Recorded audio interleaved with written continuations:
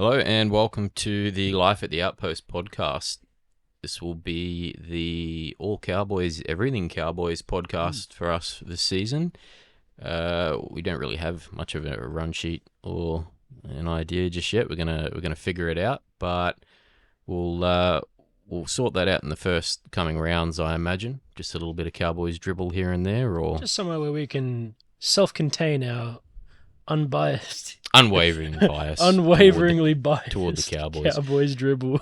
Yeah, no, we'll make this a podcast about everything Cowboys news, signings, contract deals, results, stats, Injuries. data, injuries, info, everything you could possibly imagine and be interested in. There are, I think, maybe a couple other podcasts similar getting around, so we'll try to differ as much as we can, so you're not hearing the same thing regurgitated and whatnot. But anyone that does pick this up or is interested into it, thank you very much, and tell your friends, fellow Cowboys fans. We'll start building this, as I said, as the rounds go on and we get a bit more of an idea. We'll start building this and going from there. We do have a great community. I see it quite a bit of Cowboys followers, not just Townsville locals, but all around. They're very interested and very involved. So hopefully we can get a bit of following and garner a bit of a few listens from some of them. Sure. Yeah. Anything you've got to add, Mitchell? Like I said, this is really just going to be something that we love to highlight some of the good things that are happening at the club. We love to highlight even some of the things that are a bit unfortunate as well. I'm sure we'll get into that as this kicks off very shortly, properly. But things like how well some of our players play, some of the amazing things that they do in those games. We love to highlight all that sort of cool stuff. So if that's something that you also do like, then you're going to enjoy this, I'm sure. Most definitely. There is an Instagram kicking about. I haven't really done much with it yet, but it will be called Life at the Outpost podcast. So anyone that wants to keep up to date with everything outside of just our general uploads, which I imagine will be on Spotify, iTunes, podcasts, and now YouTube with our video element we're experimenting with, give that a follow. And again, as the community grows, we'll start adding some different content in, maybe some prizes, some competitions and whatnot.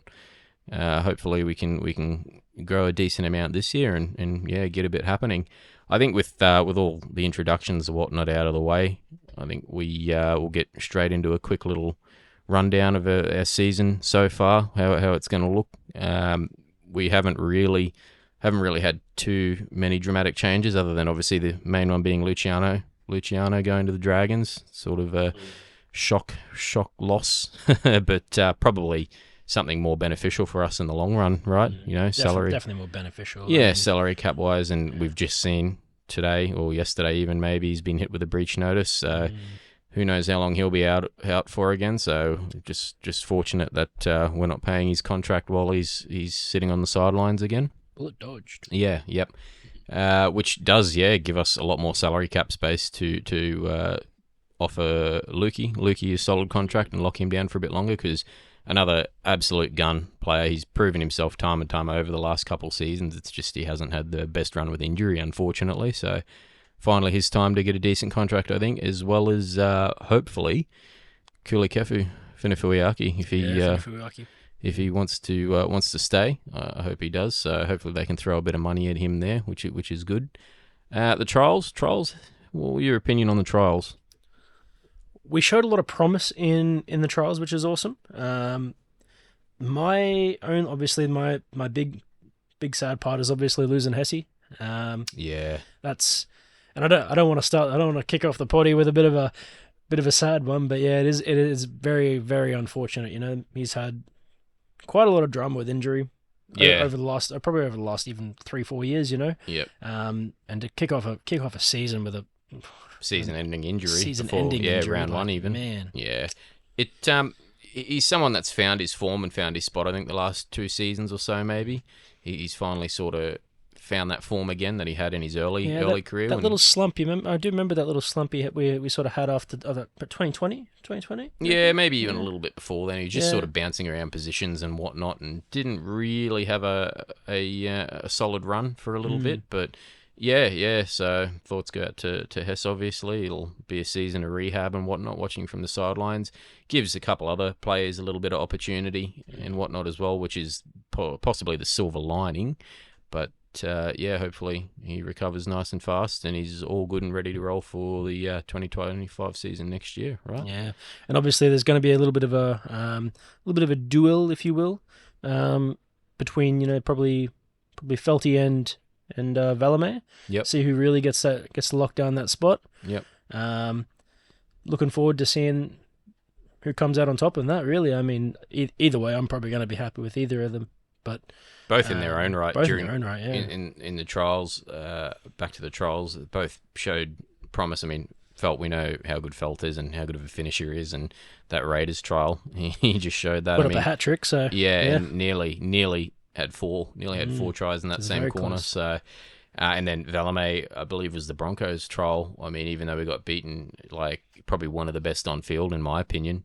Without a doubt, one of the hardest ball carries that whole game, I think, really as well. So, which is so crazy to see. Like, it's supposed to be a winger. yeah, exactly. So, definitely a benefit for us. So, I think, everyone that got a run during the trials, they did real well. It was good in that Broncos one. Speaking of that, even though we did lose, it wasn't, it wasn't a small amount we lost by, but it wasn't the walloping and thrashing that media outlets and Broncos fanatics seem to like to make out that it was. Especially if you're a Broncos fanatic. Yeah, exactly. I mean, you would expect, right? You would expect the score to be a bit bigger or not as many points put on them against them sort of thing if they were that dominant. But especially with how they still played pretty much all of their main stars as well. Yeah, exactly. I would have thought they would have really tried to look something a little bit stronger, but not 100% sold on that yet. But, hey. Look, and let's be honest, everyone got rotated. It wasn't like a full Broncos squad against ours the whole time, but they all still did play. They did play, exactly right, and they had their opportunity and had their part. And again, it is a trial. You don't look too far into trials and whatnot, but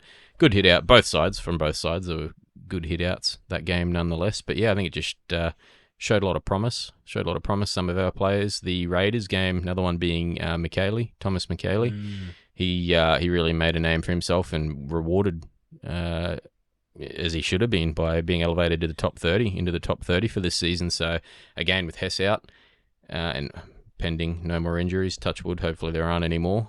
He may get a bit more of an opportunity through the year. He will. I think he will get a lot of opportunities. I think what he showed in the trials, I think he really, really showed that he wanted to make that step up and prove that he had a spot in that team. Yeah, very deserved. I'd agree. Yeah. Really big body and really tough carries.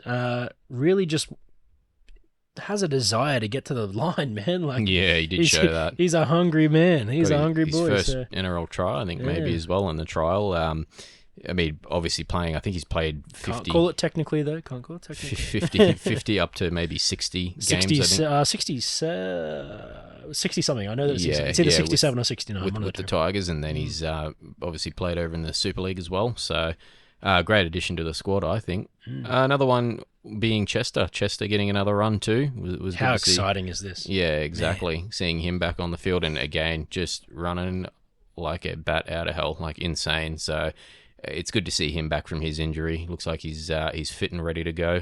And please, dear God, no more ACLs. Yeah, exactly. Not yet. That's an old man injury. Please, let's get some more football out of him first. Yeah, very, very. I think I'm very happy with what I've seen anyway so far for what we've got to come. Obviously, we've got the Dolphins round one, which will be next weekend on the Sunday. I think might even be the last game. It is indeed the last game of the round. At Suncorp. Yeah, so we'll see how we go there. Dolphins are a strong side, or stronger, I should say now. I mean, they've lost Gilbert for the season before round one, which is unfortunate, very unfortunate. But it'll be a good test. Good test to see where we are at the first couple of rounds. Round probably 1 to 3, I think, be a good test to see where we're at, and hopefully a lot better stead than we were earlier in the year last season. Yeah.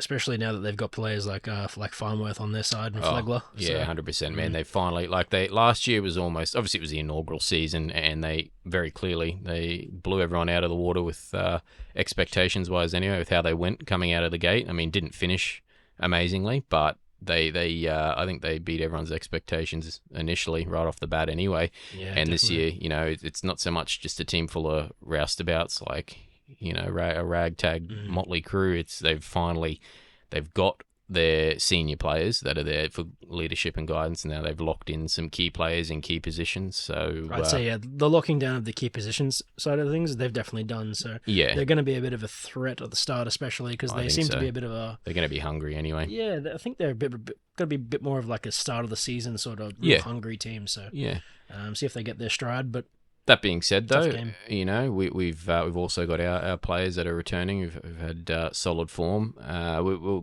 going to probably see, I imagine anyway, a bit of a competition for that Hiku's centre spot. I have a feeling possibly Leibert is going to get that, or he's at least going to get a couple rounds to show that he deserves it. Does he deserve it? Yes. Yeah, exactly 100%. right. But again, over Valame, who we know last year, who burst on and just, I don't think he really had a bad game as such. He did real well out on the wing there, so another experienced player in that centre position as well. 100%. So I think it might be a little bit of a fight there until another spot comes up or becomes available. So either way, I think I'd personally be happy. It'd be good to let Leibert have a bit more game time as well. He's another one that does deserve it too. So I think he's just another one of those really hungry players as well. Yeah. He just has a very, very good foresight to actually follow up and be a second man in a lot of tackles. Yep. He was really the key to a lot of some really, really good tries and big tries that we needed, especially in games towards that back end of last year. Yep. And even though things didn't pan out the way we wanted it to overall, he really made a big impact in some of those games. No, 100%. Strong carrier of the ball and finisher as well, much like when he filled in for Felt, much like Felt was. So it wasn't really a big loss when he was filling in there as such, I don't think. So absolutely. Yeah. We will have Team List Tuesday. Obviously, the Vegas teams have already been announced, but normal team lists will be out on this coming Tuesday. So we'll see what the actual teams are. But I think the NRL has actually brought out a predicted team list for all the teams so far.